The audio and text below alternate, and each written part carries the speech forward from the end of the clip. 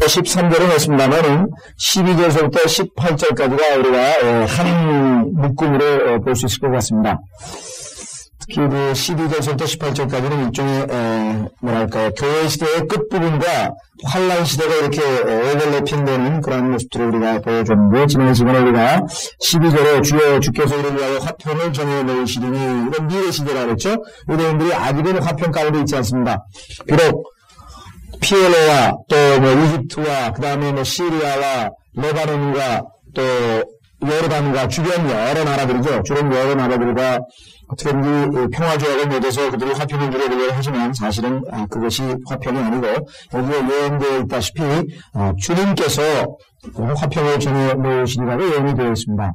이런 주께서 또한 우리의 모든 일을 우리 안에서 역사하셨습니다. 그래서 지금 교회 시대에 이루어졌던 모든 일은 하나님께서 그들에게 허락하신, 역사하신 일이라고 고백을 하는데, 그 내용이 13절에 나와 있습니다. 오, 주 우리 하나님이여, 주 외에 다른 주들이 우리를 지배하였으나, 아시다시피 이스라엘만큼 피지배 국가로서 항상 다른 사람들의 압박과 핍박과 또 지배를 받은 민족이 없다고 했었습니다. 그래서 지난번에 출발부터, 국가의 출발부터 파라오로부터 시작해서 산헤립, 느부갓네살, 코레스, 다리우스, 알렉산더 시저, 영국, 프랑스, 독일, 터키, 나중에 히틀러에 이르기까지 계속해서 유대인들은 다른 주들이 우리를 지배하였다고 얘기를 고백하는 고백이 많았습니다. 우리가 주의 위해서만 주의 이름을 말하리다. 이것도 역시 미래 시절이 되어 있습니다. 예수 그리스도께서 오셨을 때 그들이 찌른다 본 그들이 죽였던 그 예수 그리스도가 바로 그들의 메시아였다고 하는 것을 보게 되겠죠. 자, 14절로 가보겠습니다. 14절. 그들이 죽었으니 살지 못할 것이요. 여기 그들이라고 하는 것은 13절에 나와 있는 다른 주들을 봤습니다. 다른 주들은 아시다시피 파라오서부터 시작해가지고 교황서부터 해서 히틀러까지 해서 안 죽은 사람이 없습니다. 그죠? 그들은 죽었으나 다 죽었습니다. 이스라엘을 지배했던 하나님 이외의 다른 왕들은 다 죽었습니다. 그죠? 예, 다 죽었는데 살지 못할 것이요. 천년 왕국 때 이들은 살지 못할 것입니다. 왜냐하면 이들은 알다시피 부활하지 않을 것이기 때문에. 그래서 그 밑에 그 다음 줄에 바로 나오죠. 그들이 사망하였으니 일어나지 못할 것이라. 사망하였으니 일어나지 못할 것이라고 분명하게 얘기를 하고 있습니다. 자, 우리가 생각할 때는 천년왕국이 끝나면 그 누구든지 다 부활하잖아요. 우리가 알다시피 둘째 부활이라는 게 있어가지고 모든 사람들이 다 부활해서 최후의 심판, 그렇죠? 백배의 심판을 받게 될 텐데, 여기는 왜 그런 말을 썼는가? 교리적으로 문제가 되는 것 같은데, 이 rise라고 하는 단어 때문에 그렇습니다. 성경에서 교리적으로 엄격하게 얘기하면 이 rise라고 하는 단어는 그야말로 지난번에 우리 공부했던 죽은 자들로부터의 부활일 때 쓰는 표현이에요. 죽은 자들로부터의 부활. 죽은 자들의 부활이라고 할 때는 성경에서 rise라고 하는 말을 쓰지 않습니다. 일어나는 게 아니에요. 그들은 일어나는 게 아니라 어떤 면에서 보면은 엄격한 의미에서의 부활이기보다는 그저 성경에 보니까 계시록 20장에 보니까 서 있어요. 일어나는 게 아니라 하늘 갔다가 순식간에 심판받아가지고 없어지니까 그냥 공중에서 붕 떠있는 그래서 이 교리적으로 엄격하게 보면은 마지막 때, 즉 예수 그리스도를 믿고 부활하는, 즉 지난번에 예수님께서 죽은 자들로부터의 부활이라고 했죠. 죽은 자들의 부활이 아니고 그것을 구분해 보시면 이해가 되실 것입니다. 계시록 20장에 보시면 5절, 계시록 20장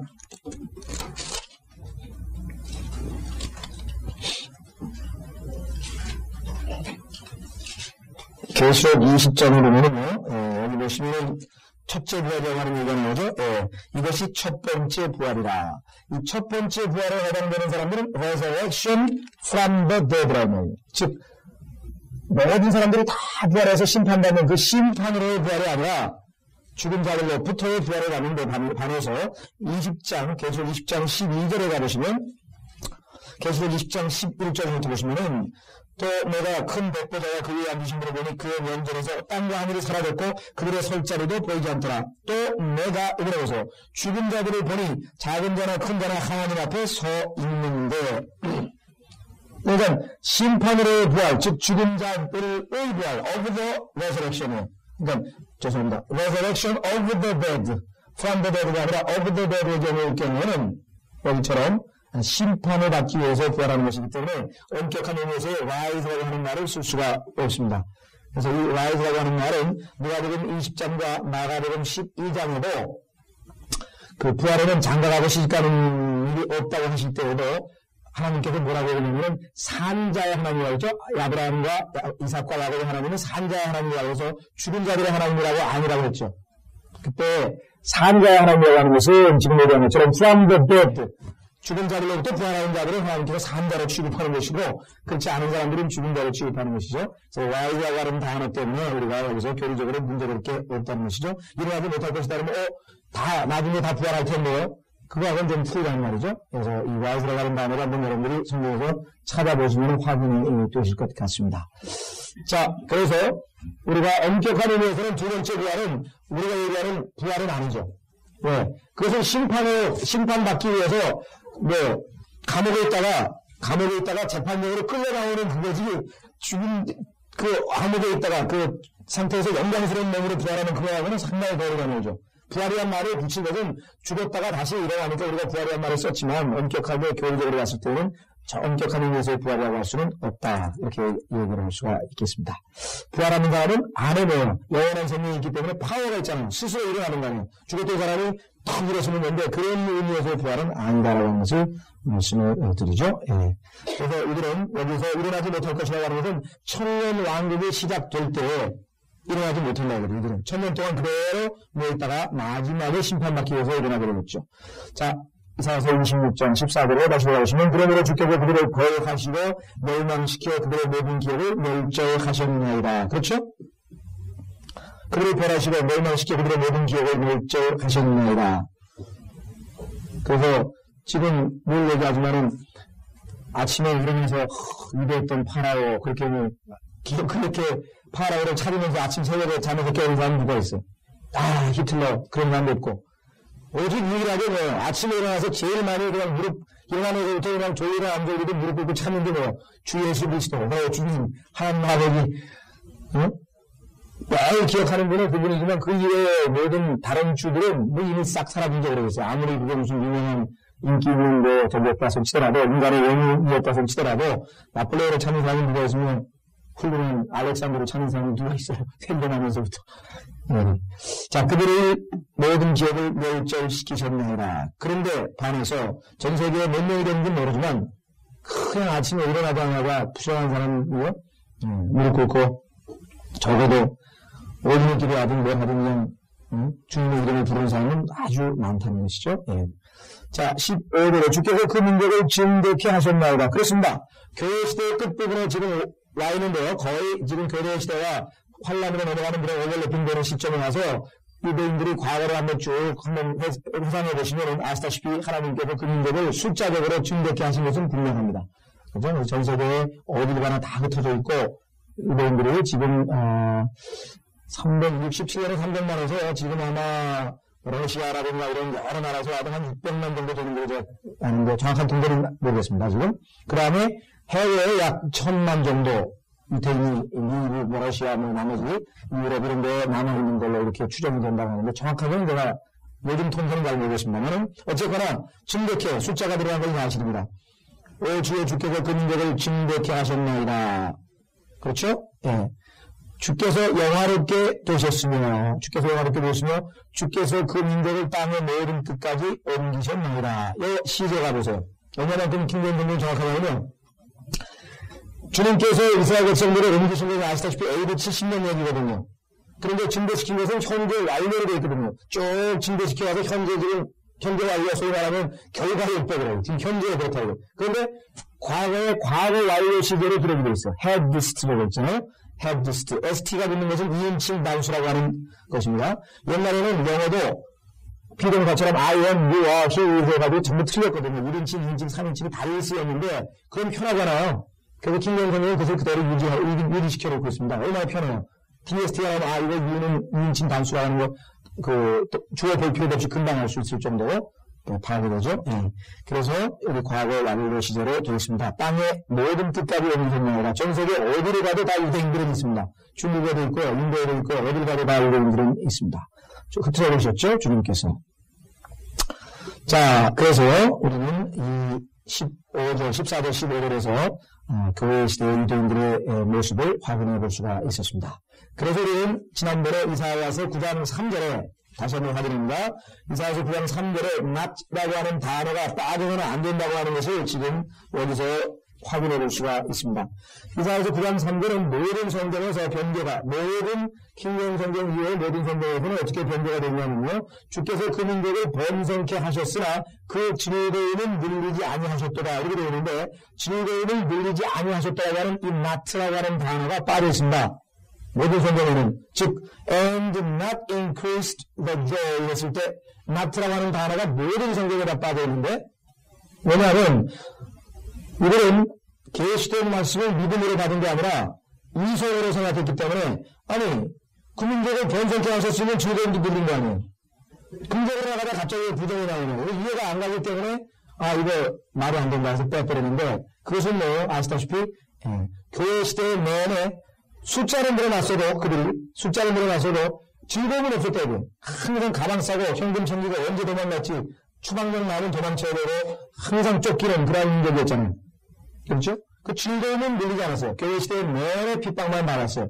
인구적으로 숫자는 늘어났어도, 그런 상황을 우리가 확인해 보면, 왜 하나님께서 나트가 들어가야만 되는가를 확인해 볼 수가 있습니다.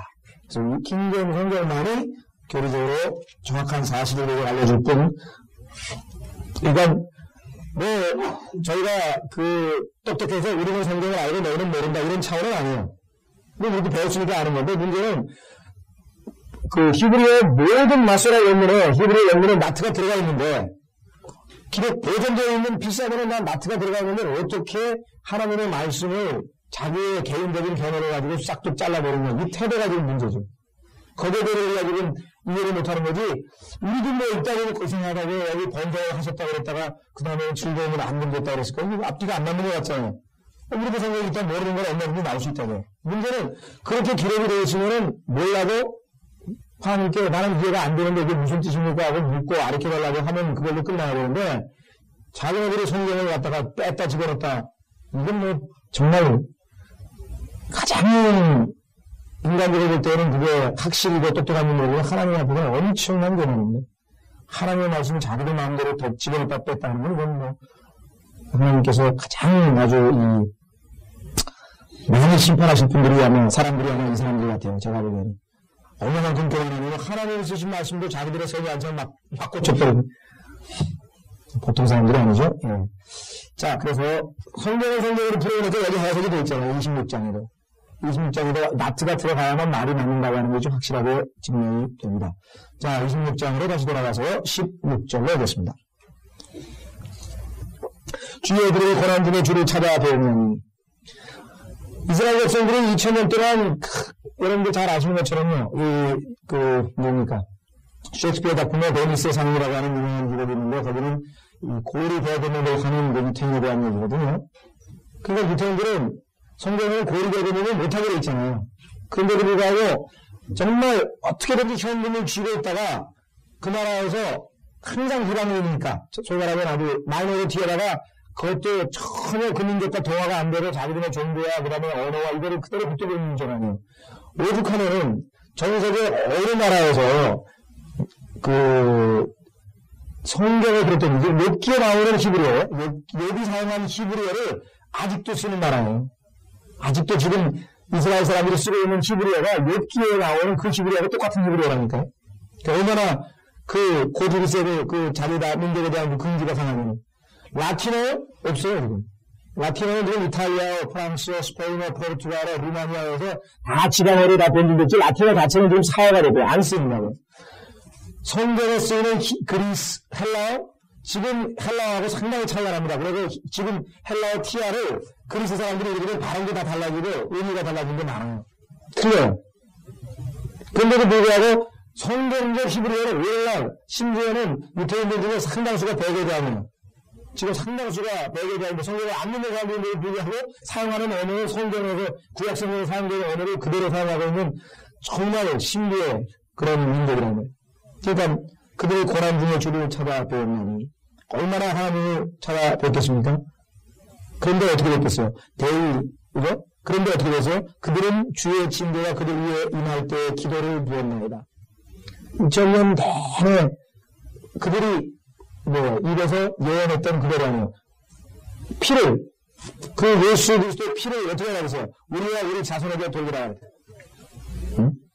무죄하다 그래도 빌라도는 지금 3달에 걸쳐서 죄였다 그랬고요. 그리고 손까지 씻었다고, 손까지 씻은 장면을 가지고 민수기 21장에 나오는 민수기 21장에는 아마 빌라도가 성경 그것도 많이 여기서 배웠나봐요. 응?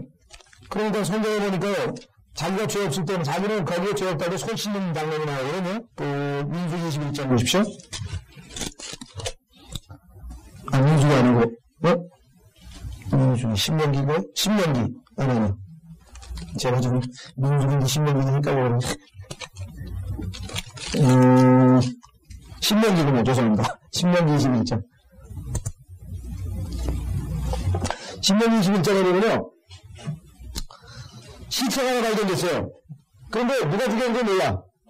그러면 어떻게 처리하느냐. 그 처리 방법을 하나님께서 가르쳐 주시는데 그 시체가 있는 곳에서 제일 가까이 성읍 있죠. 그 성읍에 사는 장로들이 나와가지고 장로들이 나와서 삼대로는 암송아지 한 마리 주셔가지고 목을 쳐서 베어가지고 계곡으로 가서 목을 쳐서 베어서 그 다음에 제사를 지내는 겁니다. 그러면서 6절 보세요. 살해된 자에게 가까이 있는 성읍의 모든 장로들은 그 계곡에서 목베인 송아지 위에서 손을 씻으며 대답하여 말하기를 우리의 손이 이 피를 흘리지 않았고 우리의 눈도 그것을 보지 못하였네. 빌라도는 지금 내가 죽인 게 아니고 예수 그리스도를 내가 죽인 게 아니고 손 씻는데 무슨 소리야? 그렇죠? 예. 그러니까 지금 손 씻는다고 하는 것은 빌라도가 자기는 지금 이 피하고 상관없다고 지금 얘기를 하고 손 씻는 것이죠. 예, 그렇습니다. 그런데 이것이 예수 그리스도와 연관이 되어 있는 구절입니다. 예수 그리스도께서 십자가를 달리셨을 때 예수님이 용서해 주라고 했죠. 저들은 저들이 하는 짓이 뭔지는 모른다고. 그 모르고 죽였죠? 근데 예수님께서 죽으신 데에서 제일 가까운 성읍이 어디예요? 예루살렘 성읍이 아니에요. 예루살렘 성읍. 응? 그래서 그들에게 무지 가운데 한 그들에게 그들의 피를 돌리지 아니하고 용서를 한번 해줬고 그래서 다시 스테파노를 통해서 다시 한번 구원 복음을 들을 수 있는 그 기회가 주어졌었던 것이었죠. 네. 자, 그래서 다시 이사야서로 오시면요.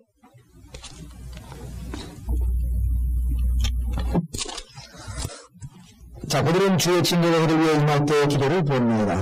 근데 문제는 교회 시대니까요. 유대인도 예수 그리스도를 믿으면 구원받는데 유대인들 중에서 예수 그리스도를 구세주로 안 믿으면서 구약의 여호와 하나님 앞에 필사적으로 그 어마어마한 박해 가운데서는 여러분들 잘 아는 아우슈비츠라든가 트레벌랭카라든가 부켄방스라든가 이런 어마어마한 포로 그런 데서 유대인들이 필사적으로 하나님 앞에 기도드리는 모습인데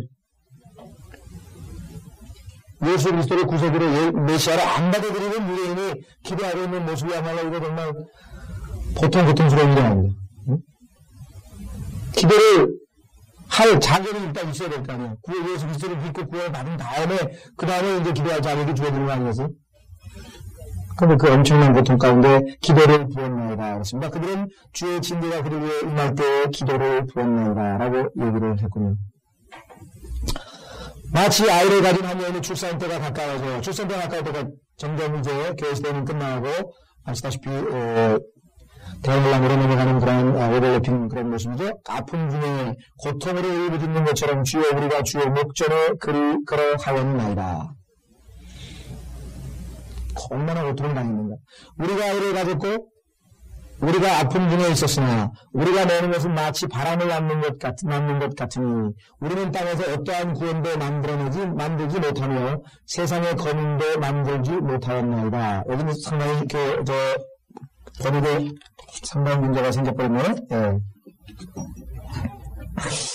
자, 우선 문제가 되는 것은요.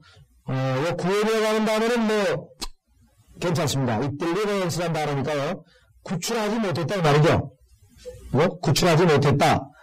그래서 구원이라고 하는 단어를 쓴 것은 구원, 구출, 이제 셀베이션과 이제 혼동이 될까봐 우리가 보통 구출이라고 하는 단어를 쓰기도 했는데 어쨌거나 그거는 제가 문제 삼지 않고 그 뒷부분입니다. 세상의 검인도 할 때 세상의 검인도 만들지 못할 말에 엉뚱하게 번역이 있어요. 제가 왜 어디서 근거해서 이걸 나오는지 모르겠습니다. 제가 보통 개혁성경이나 이런 성경을 내가 못 찾아봤는데 보통 뭐라 그럴까요?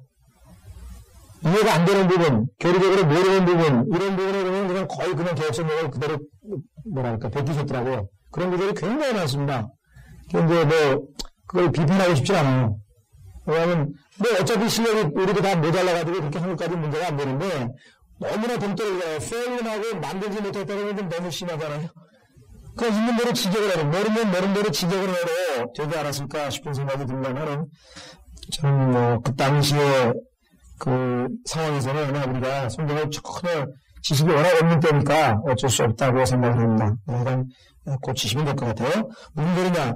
여기서 falling이라고 하는 것은 세상의 권위이 원래 fall 하면 타락했다는 뜻이 아니에요. 넘어졌다, 타락했다. 그래서 여기서는 유태인들이 아시다시피 하나님께서 유대인들은 특이한 독특한 백성으로 삼으셔가지고 그들을 통해서 하나님의 살아계심을 간증하고 그들을 통해서 하나님께서 역사하고 이방인들에게 하나님을 증거하기 위한 그 도구로 쓰는 문제가 아닙니까? 그 다음에 하나님의 말씀을 그들에게 맡겼다고 로마서 3장 2절에 얘기했잖아요. 그 문제가 아니에요. 그런데 로마서 2장에 보니까 그들이 잘못된 행실로 인해서 이방인들이 하나님의 이름을 모독한다고 그렇게 얘기를 했죠. 그러니까 그들이 에고 부여된 본연의 임무, 즉 봐라. 우리를 봐라. 하나님이 살아계시지 않느냐. 그리고 하나님께 영광을 돌려야 된 그 임무를 한 게 하나도 없다고.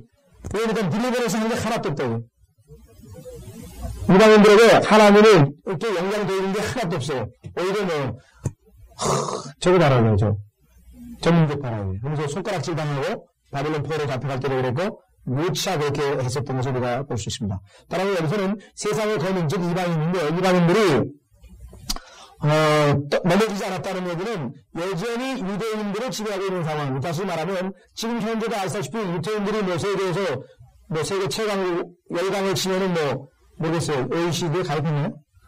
36개국 안에 들어가 있는지 안 들어가 있는지 잘 모르겠습니다만 이스라엘이 지금 그 이방인들의 민족 가운데 오히려 도움을 받고 어떤 그런 처지에 놓여 있지 지금 지배하거나 하나님의 민족을 하고 제사장 역할을 제대로 영적으로 도덕적으로 하는가 그게 하나도 없더니 이스라엘은 지금 얼마나 타락했냐면요 이스라엘 네타냐후 총리도 무슨 몇 번째 분입니까 거기도 하여간 그런 것도 약간 복잡하고요 하여간 영화 스타하고 결혼했다가 말았다 하고 하여간 복잡해요. 그 다음에 유로비전이라고 해서 그 세계 송 콘테스트 있잖아요.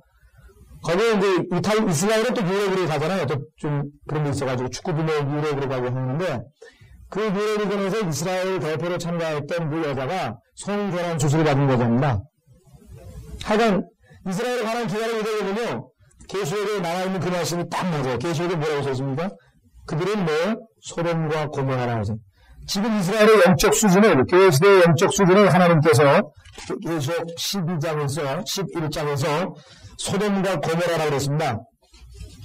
지금 이스라엘의 그 도덕적인 타락이요. 바빌론 포로 직전과 못지않은 엄청난 타락을 지금 이스라엘 보세요. 자, 요한계시록 11장에 보시면요. 이렇게 되어 있습니다.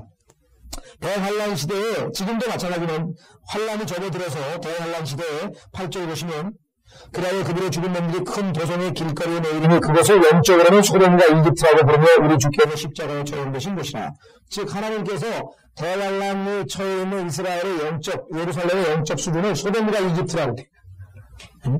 소돔과 이집트면 하나님께서 가장 영적으로 낮은 수준에 있는 사람들을 지칭할 때 쓰는 표현이잖아요. 그러니까 구원은커녕 제사장 국가는커녕 한가라는 겁니다.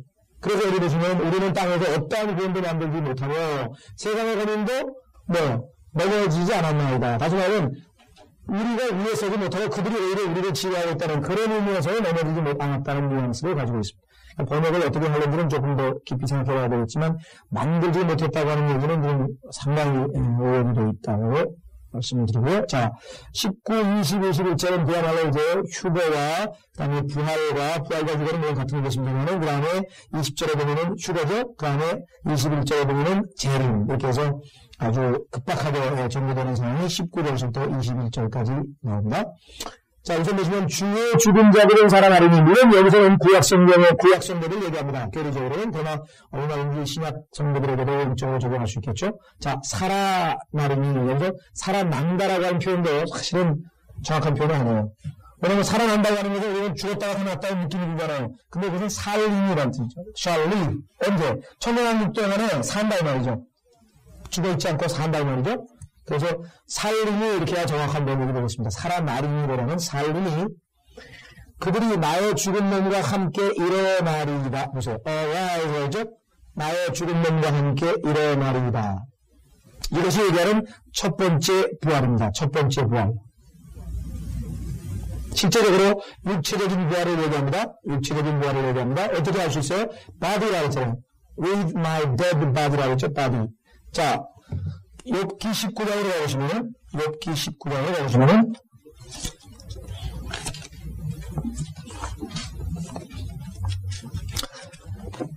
욥이 자기가 실제적으로 몸을 입고 부활할 것이라고 하는 확신을 갖고 있는 구절이 나옵니다. 욥기 19장.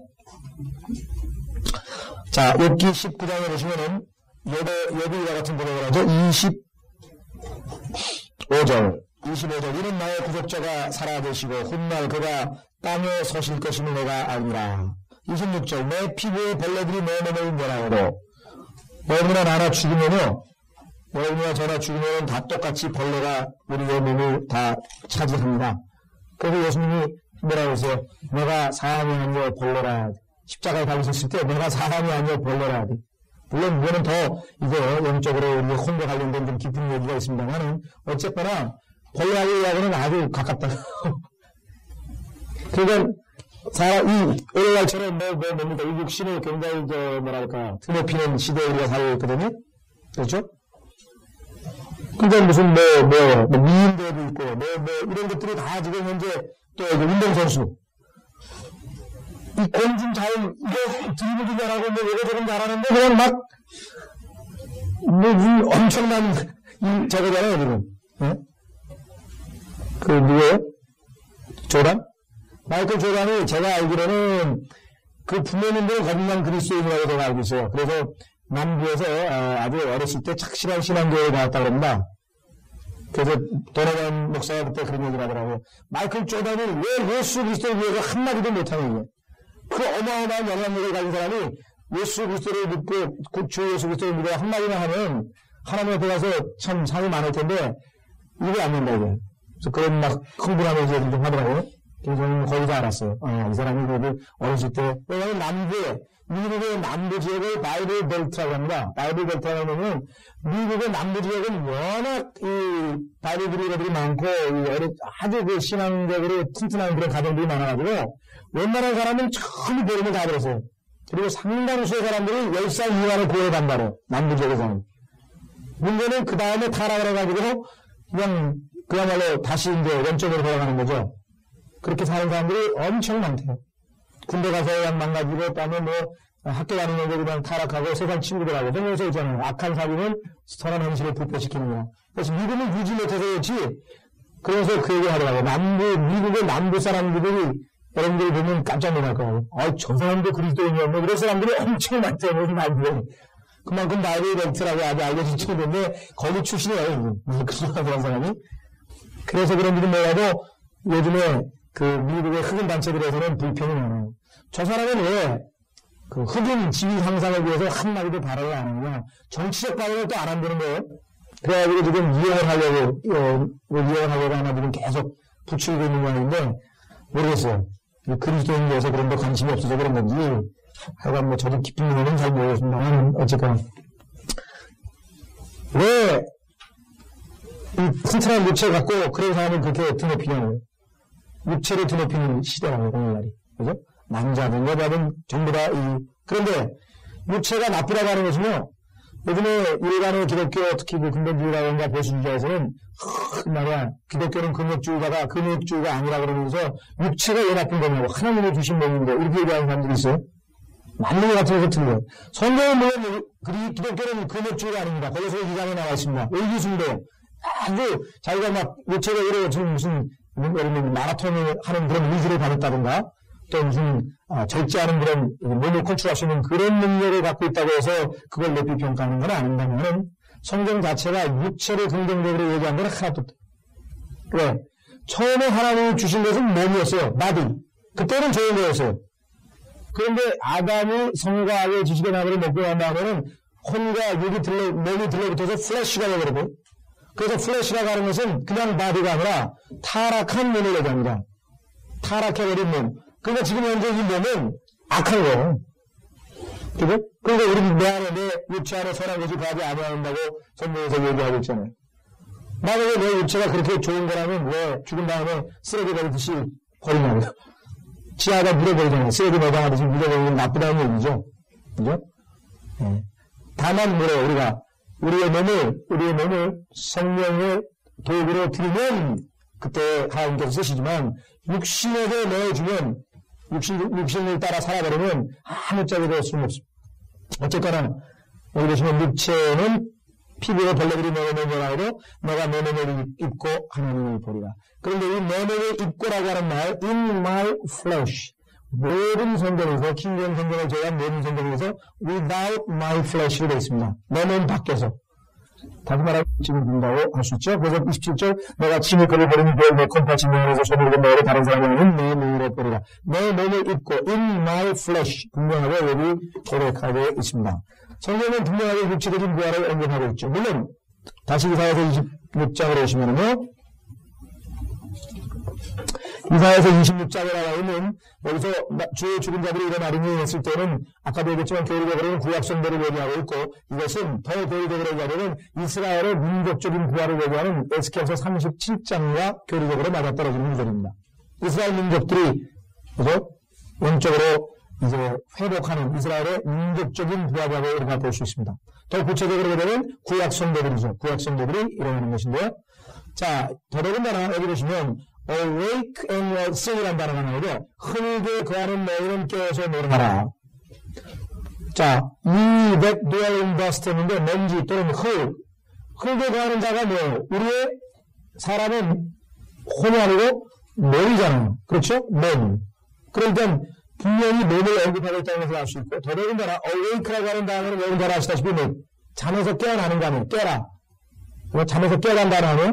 그리고 성경에서 잠을 잔다고 했을 때는 사람의 혼이 잠잔다고 하는 구절을 한 구절도 안 나옵니다. 그런 거예요.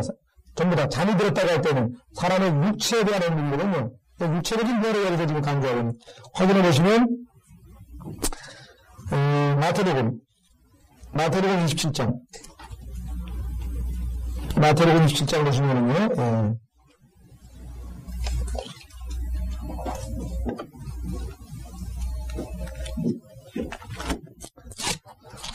마태복음 17장에 보시면은, 거기에 보면은,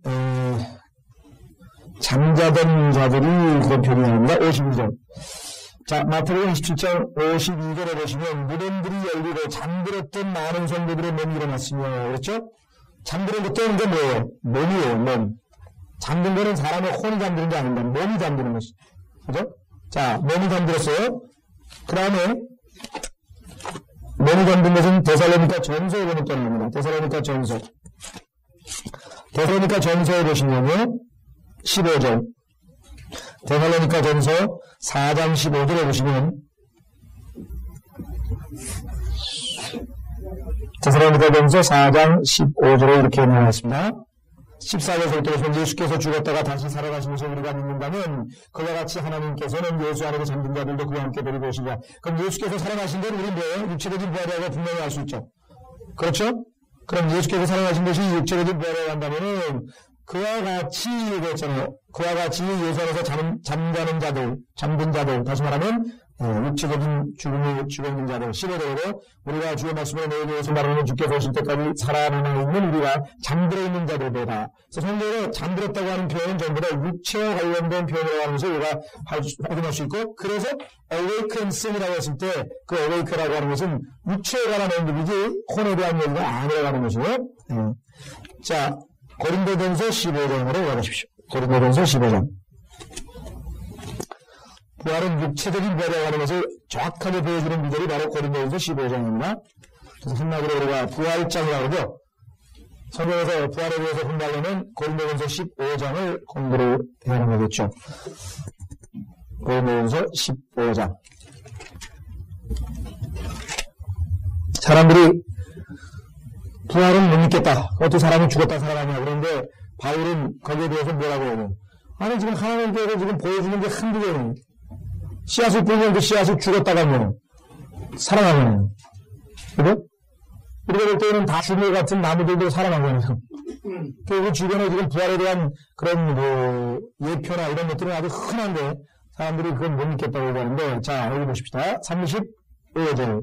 고린도후서 15장 35절 보시면, 그러나 어떤 사람들이 말하기를 죽은 자들이 어떻게 일으켜지며 또 어떤 몸으로 오는가. 혼으로, 영으로 아니고 몸으로 오는 거죠. 즉, 부활이라고 하는 것은 항상 육체적인 부활에 대한 너 어디서도 내가 뿌린 씨가 죽지 않으면 살아나지 못하리라. 이런 말이거든요. 그러니까 씨앗 뿌려서 그 씨앗이 죽어서 살아나는 거란 말도 우리가 죽으면 뭐예요? 다른 몸으로 살아난다고 하는 것. 이런 몸 말고. 예. 씨앗하고 그 나중에 살아나온 그 육체하고, 즉 예를 들면 사과의 씨앗을 심었는데 사과가 나중에 열리면하고 사과의 씨앗하고는 모양이 완전히 다르게 전혀 다른 얘기죠. 그래서 여기 지금 말씀하고 37절. 또 내가 뿌리는 것은 앞으로 될 형체를 뿌리는 것이 아니라 사과를 심어가지고 사과가 나오는 게 아니라 사과의 씨앗을 심어가지고 나오는 거. 우리도 마찬가지. 이 썩을 몸을 심었는데 썩지 않은 몸으로 바뀌는 게 하나님께서 누차 가르쳐주는 거예요. 로마서에서 얘기했잖아요. 하나님께서 보이는 세계에다가 얼마만큼 하나님의 영원하신 신성과 신격에 대해서 계속해서 계시해주고 있는가. 또 시편 19편에서 뭐예요? 낮은 낮에게 말하고 밤은 말하고 밤에게 말하고 지금 눈에 보이는 이 모든 것들이 하나님께서 우리에게 뭐예요? 영적인 진리를 가르쳐 주시네. 여기에 보면은 짐승에게 물어보라고요. 바다 고기에게 물어보라고요. 땅 보면 지층 있잖아요. 땅에게 물어보라고요. 그 하나님에 대해서 다 알려주네. 그죠? 예. 자, 그러면은 우선 38절. 하나님께서 37절. 또 내가 뿌리는 것은 앞으로 될 형체를 뿌리는 것이 아니라 미리가 다른 씨앗을 알맹이 뿌리는 것. 뿌리는 것은 알맹이만 뿌리는데, 자, 38절이 놀라운 말씀입니다. 하나님께서는 자기 뜻대로 정확하게 번역하자면 as it hath pleased him. 그가 기뻐하시는 대로. 정확하게 pleased라는 단어가 있죠. 이것도 조금 읽어버리는데요. please란 말이 기뻐하고, 그분을 기뻐하게 하시는 것. 다시 말하면 그분께서 기뻐하시는 대로 씨앗에다 형체를 주시되 씨앗마다 그 고유한 형체를 주십니다. 우리 좀 있으면 지금은 온산에서 다 키워서 지금 가지고 있지만 가서 과일 까고 하면 보라고 해요. 미리세례입니다. 이 구절을 딱 읽고 가면요, 저게 하나님이 기뻐하셔서 사과가 저렇게 생긴 거예요. 그냥 생긴 게 아니에요. 보니까 하나님께서 기뻐하시는 대로 사과의 형체를 주신 거예요. 이게. 귤의 형체를 주고 포도 형체를 주고 위험이 아니라는 거예요. 하나님은 예수가 그 모양을 그렇게 예쁘게 만드신 거예요. 우리가 볼 때 정말 누가 보는지 탐스럽다고 했는데 여기 보시면은 하나님께서는 자기가 기뻐하신 대로 씨앗에다 형체를 주시되 씨앗마다 그 고유한 형체를 주시니라. 모든 육체가 다 같은 육체는 아니니. 보세요. 어떤 것은 사람의 육체, 어떤 것은 짐승의 육체며, 어떤 것은 물고기의 육체며, 어떤 것은 새의 육체라. 또한 그 다음에 여기 중요한 거죠. 하늘에 속한 몸들도 있고, 우리의 이 몸이 죽었다가 부활할 때에는 이 몸이 아니라는 거죠. 땅에 속한 몸이 따로 있고, 자, 땅에 속한 몸들도 있으니 하늘에 속한 것들의 영광이 다르고 땅에 속한 것들의 영광도 다르니라. 하나는 해의 영광이며 또 하나는 달의 영광이며 또 다른 하나는 별들의 영광이 이런 영광에 있어서 한별이 다른 별과 다르기 때문이라. 이 다르다고 하는 표현이 뒷부분에 가면 또 나와요. 죽은 자들의 부활되기와 같으니 별들끼리 다 영광이 다르고 해와 달의 영광이 다른 것처럼 죽은 자들의 부활되기와 같으니 썩을 것으로 심겨져서 썩지 않은 것으로 일으켜지며. 이게 부활이에요. 죽잖아요. 그럼 우리는 썩잖아요. 분명히 썩을 것으로 심겨졌는데 무덤 속에는 들어가는데 나중에 부활할 때는 썩지 않은 것으로 나오는 썩지 않은 것으로. 그 다음에 수치로 심겨서 영광된 것으로 일으켜지며. 왜 수치입니까? 우리는 dishonor하는데 금방 소하고 금방 약하고 그러잖아요. 그죠? 오래 가지고 80년밖에 못 가고 그 다음에 중간에 교통사고를 하면 죽고 잘못하면 또 무슨 암 걸리고 병리에도 약하고 얼마나. 그죠? 예. 자, 수치로 심겨서 영광된 것으로 일으켜지며. 왜? 예수 그리스도하고 동일한 몸으로. 예수 그리스도께서 마태복음 17장에서 변형사에서 모습 빛보다 더 세서 눈을 뜰 수가 없을 정도의 그 영광스러운 모습이었잖아요. 그죠? 예. 그래서 영광된 것으로 일으켜지며 약한 것으로 심겨서 능력인 것으로 일으켜집니다. 예수님께서 이 지상에 사셨을 때 아시다시피 목마르시고 피곤하시고 얼마나 약하셨어요. 우리가 볼 때도. 그런데 예수님께서 부활하신 다음에 그럼 문이 잠겨놓고 들어갔다 나왔다 셋째 안으로 그냥 왔다 갔다 하시고 말이죠. 그런 놀라운 몸으로 바뀐다는 거죠. 그래서 능력 있는 것으로 일으켜지며 이게 정말 우리가 볼 때는 여기서 아무리 관리를 잘하고 아무리 운동을 잘하고 아무리 관리를 해도 결국 우리가 가지고 있는 몸은 오래 못 가게 되잖아요.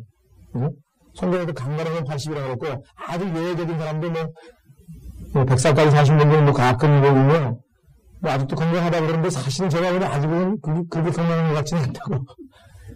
조금 있으면 그렇다고.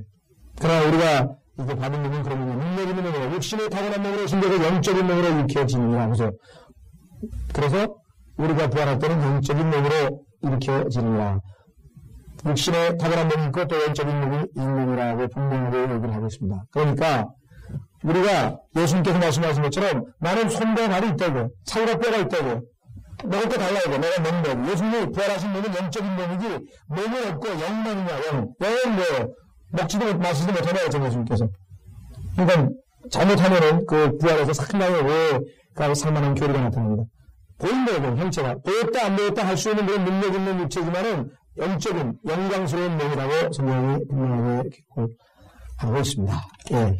그래서 우리는 육체적인 부활해가는 것을 다시 한번 정확하게 강조하고 그래서 다시 이사야서 오시면 깨어라 노래 부르라고 sing. 우리 그리스도인들은 늘 찬송하니까 여기 네 맘에 한 노래 있어 우리가 찬송을 많이 부르는데요. 예. 그때도 이제 깨어서 노래를 부르라고 얘기를 합니다. 자 19절 흙을 가는 너희는 깨어서 노래하라. 주의 이슬은 수풀의 이슬 같으니 땅이 죽은 자들을 던져버릴 것입니다. 주의 이슬은 수풀의 이슬 같으니 이것은 정확하게는 해석을 못하겠네요. 그러니까 아마 주님의 하늘에서 내려오는 그 이슬이 사람들에게 어떤 부활의 어떤 상징적인 의미인 것 같아요. 실제적인 의미는 아닌 것 같은데 저러겠습니다. 나중에 아마 조금 더 제가 시간 연결 있으시면 이슬과 관련된 단어들, 구절들을 좀 쭉 찾아보면 단서가 좀 나올 수 있을지도 모르겠는데, 제가 다 찾아보지 못했습니다. 혹시 관심 있는 분들하면, 뒤에 이슬이라고 하는 부분 아마 찾으면 어쩜 단서를 하나 주실지도 모르겠어요. 그래서 성경은 부지런한 사람이 깨닫는 겁니다. 성경을 부지런히 찾아가지고, 확인하고 보면, 이거구나, 이거, 저걸로 뜻이 밝혀질 수 있거든요. 그 옛날에, 누굽니까? 우리나라에서 자리가 무슨 국보라고 했던 그 양주경 씨라고 하는 국문학자가 한 분이 계셨는데, 향가연구로 유명하죠. 이 땅이 좋고.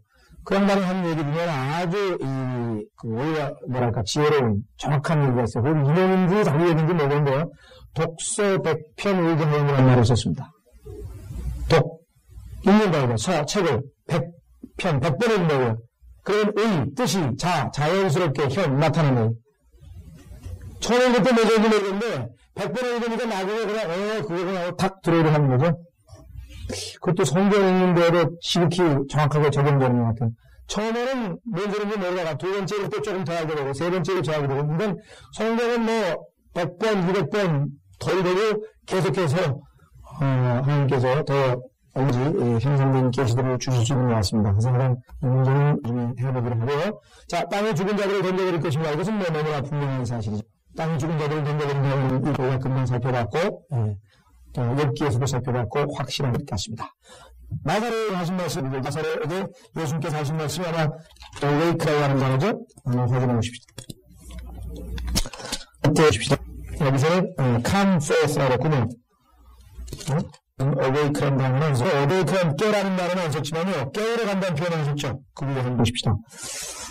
어디서 얘기하면 1장에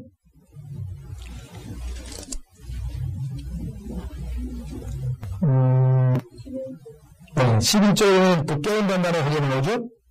거기 보면 11절 주께서 이 말씀을 하시며 그에게 말씀하시되 우리의 친구 나사로가 잠들었도다 그러나 내가 그를 잠에서 깨우러 가노라고 하시니 그렇죠? 분명하게 6절인 바에 대한 언급이 오베이크란 단어에서 나와 있습니다. 다시 20절로 가겠습니다. 이사야서 26장 20절 내 백성아 오라 내 방배에 들어가서 내 문을 닫고 그 분노가 지나갈 때까지 잠깐 동안 숨으라. 이것이 바로 휴게인데요. 문맥에서 봐서는 환란성대의 주로 인맥 같습니다. 이스라엘 백성에 대한 얘기이기 때문에 교회 시대의 주로라기보다는 물론 교회 시대의 후배에다도 우리가 적용할 수 있으면 영적으로 그러나 1차적으로 내 백성이라고 하는 말은 성경 어디에서도 이스라엘 백성에 관한 얘기죠. 자, 내 백성아 오라 내 방들에 들어가서 맹인을 받고 그 분노가 지나갈 때까지 잠깐 숨으라. 그래서 우리가 환란 후 즉 환란 성도들의 휴거라고 우리가 확인해 볼 수가 있습니다. 지난번에 우리 잠깐이라고 하는 표현, a little while이라고 하는 표현은 신고학교 찾아갔나요? 토요일날? 아까 어디서 찾아갔었죠? 거기서 찾아갔죠? 그렇군요. 이 잠깐 동안이라고 하는 것은 성경에서 예수 그리스도께서 7번을 말씀하셨는데 요한복음 16장에서 a little while 그렇게 얘기를 했는데 그것이 7번은 한 번에 6개월이라고 하는 것은 예수님께서 장막절서부터 오순절까지 기간을 잠깐 있으면 이라고 표현해요. 예수님께서 잠깐 있으면 자기가 잡히신다고 하는 얘기가 요한복음에 나오는데 그때가 장막절에서 잡히실 때는 6월절이라는 그 기간이 6개월이거든요. 9월에서 3월까지니까. 그래서 그 6개월이라고 하는 그걸 알 수 있고 6 곱하기 7, 42개월이라고 해서 우리가 대환란의 기간과 일치한다고 말씀을 드렸습니다. 그래서 우리가 여기서도 지금 잠깐이라고 하는 표현은 대환란 기간 동안에 그건 교리적으로 이게 정확하게 3년 반에 이렇게까지는 얘기를 하지 않습니다. 다만 성경에서 봤을 때 요한복음 16장에 나와 있는 그것과 연결시켜 볼 수 있다고 참고로 말씀을 드립니다. 우리가 그것은 확다를 해서 그것이 다 아닌가 얘기는 없는데요. 다만 대환란 동안에 아시다시피 하늘에 네 방들에 들어가서 네 문을 닫고 여러분들 문이 열렸죠? 요한복음 4장에 보면 하늘의 문이 열렸잖아요. 그래서 요한이 올라갔죠. 따라서 휴거라고 하는 것은 분명한 사실이고 따라서 우리는 그 분노가 지나갈 때까지 잠깐 숨으라고 하는 그 문맥 자체는 분명하게 환란 후 휴거를 의미하는 것을 확인해 볼 수가 있습니다. 자, 성경에는요, 이 휴거에 관련된 구절들은 우리가 아주 성경에는 상당히 많이 있는데, 그 중에 하나가 요한복음 10장에 나와 있습니다. 다 찾을 수 없고 솔로몬의 예도 있고 많이 찾았습니다만 요한복음 10장에서 예수님께서 이름을 부르는 장면이 나오죠. 요한복음 10장에서 예수님께서 이름을 부르는 장면이 나옵니다. 보십시오.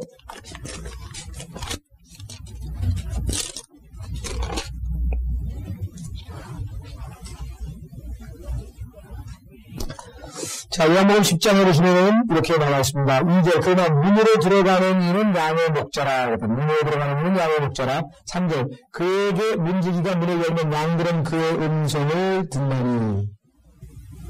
그죠? 음성이 들립니다. 그러면 그는 자기 양들의 이름을 불러서 이끌어내느니라. 이끌어낸다고 하는 단어는 뭐예요? lead them out. 왜 out이에요? 위치상에 있는 사람을 위로 out 끌고 나가는 바깥으로. 그죠? 바깥으로. 휴거죠? 그가 자기 양들을 이끌어내고 양떼 앞에 들어가는 양들이 그를 따라가는 이런 양들이 그 음성을 알기 때문이라고 얘기를 했습니다. 우리가 휴거와 관련된 구절들을 성경에서 솔로몬의 노래도 찾아봤고 시편도 찾아봤고 중간에 우리가 이사야서 공부하는 것도 여러 번 찾아봤기 때문에 이번에는 너무 다 찾지를 않겠습니다. 자, 다시 이사야서의 노래 마지막 절. 보라, 이는 주가 땅의 배민들을 그들의 죄악으로 인해 벌하시려고. 초림이 아니고 재림이라고 하는 것이 명백해지죠? 초림은 예수님께서 구원하시려 오셨잖아요. 죽으시려 오셨고, 이번에는 벌하시려 오신 거예요. 벌하시려. 두 번째 오실 때는. 벌하시려 오시죠? 그래서, 보라, 이는 주가 땅의 거민들을 그들의 죄악으로부터 벌하시려고 그의 처소에서 나오시니, 그렇죠? 그의 처소에서 나오시니, 땅도 피를 드러내도 그 살해당한 자들을 더 이상 가리지 않을 것이니라. 자, 땅이 피를 드러낸다고 하는 표현은요, 성경에서 확인해 볼 수 있는 구절들은 마지막 시대에는 땅이 피를 바깥으로 드러내서 사람들에게 죽은 사람들에게 일종의 뭐랄까, 보험을 해주는 거죠? 보험. 성경에서 하나님께서는 손은 손, 눈은 눈, 귀는 귀, 이렇게 해서 그 해당하는 것에 대한 심판을 명하셨잖아요. 피를 흘린 자는 피를 흘릴 수밖에 없는 것이죠. 실제적으로 이 계시록 16장 3절에 보시면요. 계시록 16장 3절에 보시면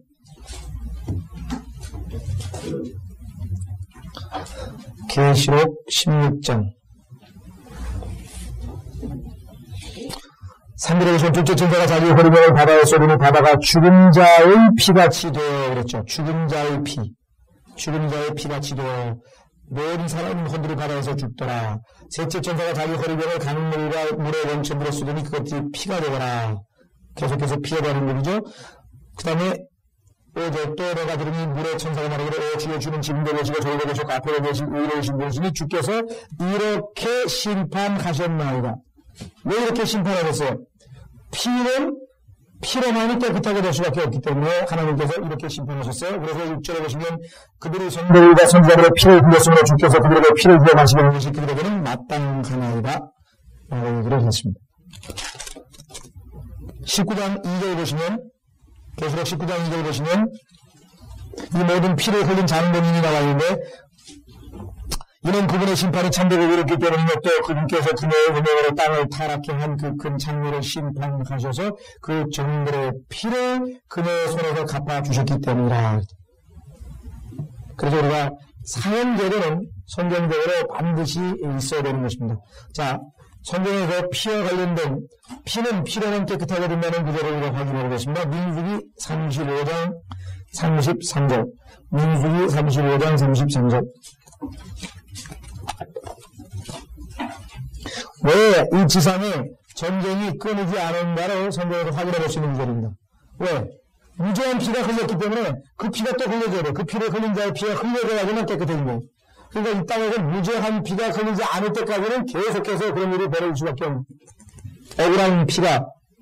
그래서 계시록 6장에 보면 우리의 피를 언제 갚아주겠습니까? 우리의 원수 언제 갚아주겠냐고 해서 그 혼들이 재단에서 의를 듣는 소리가 계시록 6장 6절에 나오고 심지어는 뭐예요? 예수님께서 하나님께서 아벨의 피가 땅에서 불어준 말이다. 아벨의 피가 억울하게 무죄한데 죽었죠? 네. 자, 민수기 35장 33절. 민수기 35장 33절에 보시면요, 이렇게 기록이 되어 있습니다. 그러나 너희는 너희가 거하는 땅을 더럽히지 말라. 하나님께서 땅을 더럽히는데 어떻게 더럽히는가 보세요. 이는 피로 인해 그 보복이 그 땅을 더럽히는 이렇게 나옵니다. 그러니까 잠깐만요.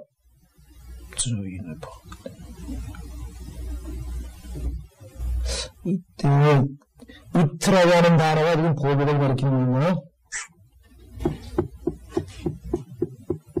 33절 보시면은요. 그러면 너희는 너희가 가는 땅을 더럽히지 말라. 이는 피로 인해 그 보복이 그 땅을 더럽히니 그 땅은 피로 흘린 사람의 피에 의하지 아니하고는 그곳에 흘려진 피에 대해 깨끗해질 수가 없느니라. 그러므로 너희가 가는 땅 곧 내가 가는 땅을 더럽히지 말라. 이는 나 주가 이스라엘 자손 가운데 거하니라 하시니라.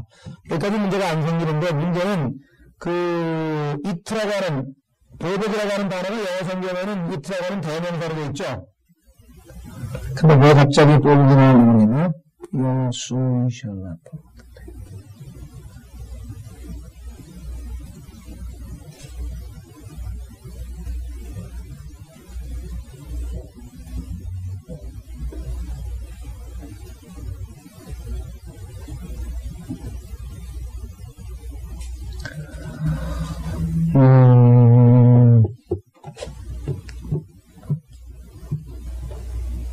뭐 같습니까? 이게 지금 이트라고 하는 대명사가 되는데 왜 갑자기 보복으로 번역을 하셨는지 지금 제가 잘못했는데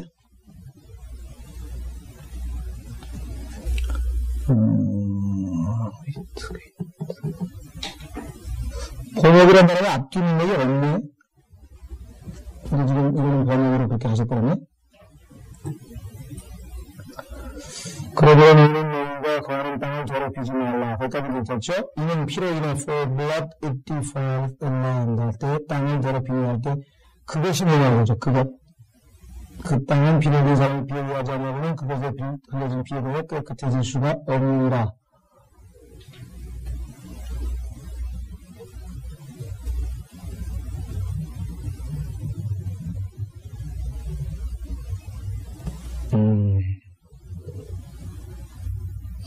네, 저도 지금 거기 성경에다가 운표만 딱 집어놨지 아무 해결을 못한 것 같아요. 한참 찾다가 다음에 또 더 해결을 해봐야 될 것 같습니다. 어쨌거나 초점은 거의 뒷부분입니다. 그 땅을 더럽히니 그 땅은 피로 흘린 사람의 피에 의하지 아니하고는 그것에 흘려진 피에 대해 깨끗해질 수 없기 때문에 마지막 시대에 하나님께서 피로 심판하시고 하는 것이 바로 하나님이 정하신 원칙 때문에 그렇습니다. 왜 그렇습니까? 피는 뭐예요? 육체의 생명이라고 하잖아요. 육체의 생명이라고 피에 있다고 그러잖아요. 계시록 레위기 17장 4절. 그렇기 때문에 우리는 피를 먹지 못하고 레위기 보시면 17장 11절 보십시오. 레위기 17장 11절 보시면 이는 육체의 생명이 피에 있으며 그것을 너희에게 주어 제단으로 너희 흔들어 속죄케 하면 이는 혼을 속죄케 하는 것이 피이기 때문이라고 나왔죠. 그래서 여기 보시면 육체의 생명이 피에 있다고 했고요. 그 다음에 14절에 나와 있고요. 그 다음에 피에 있다 뿐만 아니라 육체의 생명이 피라고 육체의 생명이라고 나와 있는 구절도 있습니다. 그렇죠? 그래서 여러분들이 왜 의학적으로 피와 관련된 질병이 그렇게 많은가 한번 여러분들이 생각해 볼 필요가 있는 것이죠. 자, 그래서 우리는 보복의 법칙, 하나님께서 정하신 그 원칙에 의해서 피에 대한 일들이 이사야서 26장 21절 나와 있습니다. 보라, 이는 그가 땅의 검들을 그들의 죄악으로 인해 벌하시려고 그의 처소에서 나오시니 땅의 피를 드러내고 이때는 의견이에요. 그동안에 억울했던 그 모든 것들이 다 심판받는 거죠. 그 살해당한 자들은 더 이상 가리지 않을 것이니라. 이것까지는 땅을 피가 덮였지만 이제는 뭐예요? 다 마지막 때가 됐으니까 하나님께서 보응을 해주셔야 되겠죠. 계시록 6장 9절 마지막 구절 한번 찾아보고 마치겠습니다. 계시록 6장